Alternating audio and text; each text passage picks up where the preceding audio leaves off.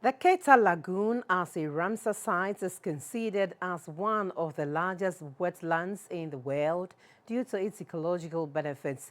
Yet the wetland over the years has been degraded as a result of urbanization and climate change. Terraformation, a native forest restoration company dedicated to scaling biodiverse, community-led reforestation, has partnered the Forestry Commission and other local partners to restore the Keta lagoon and improve its carbon footprints. A report by Sarah Furi. The Keta Lagoon is a coastal wetland located in the Volta region of Ghana. It is a wetland of international importance, home to biodiverse organisms. It provides a habitat for the West African sitatunga, the largest turtle in the world, the greenback turtle, among other wildlife species. To residents, the lagoon is a source of livelihood where they engage in crop and fish farming as well as trading.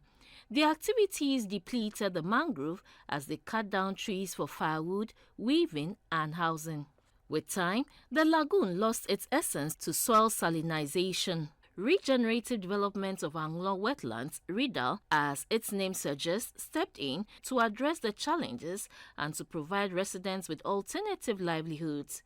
With a global team of 100 experts, world-class technology, capital and seedlings of a variety of mangrove species, Terraformation, a native forest restoration company dedicated to scaling biodiverse community-led reforestation, partnered with RIDAL, the University of Ghana, Agro Introductions Ghana, and the Forestry Commission to provide climate-smart solutions to restore the lagoon and improve its carbon footprints.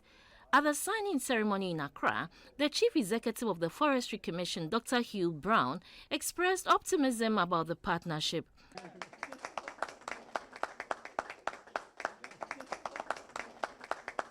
The Keta Lagoons is one of the largest mangrove restoration initiatives in the world, with the first phase targeting at least 5,000 hectares of depleted land.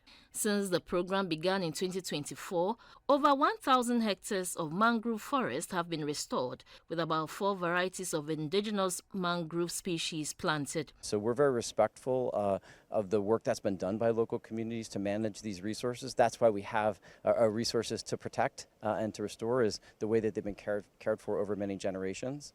But we also realize as our population grows, as our climate changes, it's becoming more difficult to manage those resources. And so we really feel that local communities need a partnership to manage these resources going forward in the sustainable way that they have always done.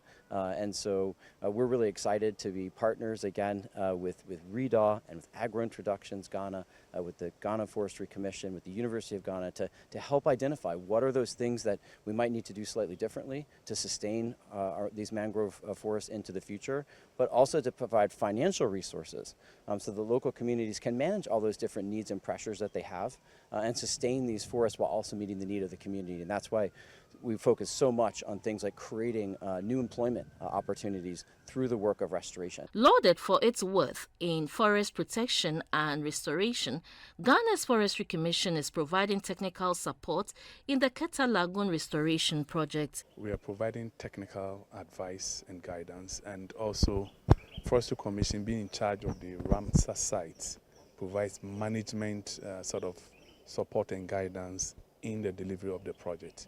The project also seeks to empower local communities by providing them with a source of livelihood, financial resources to embark on community projects, and solutions for climate change for a sustainable environment.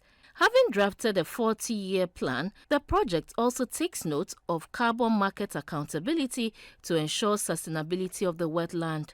Sarah Furi, GBC News, Forestry Commission, Accra.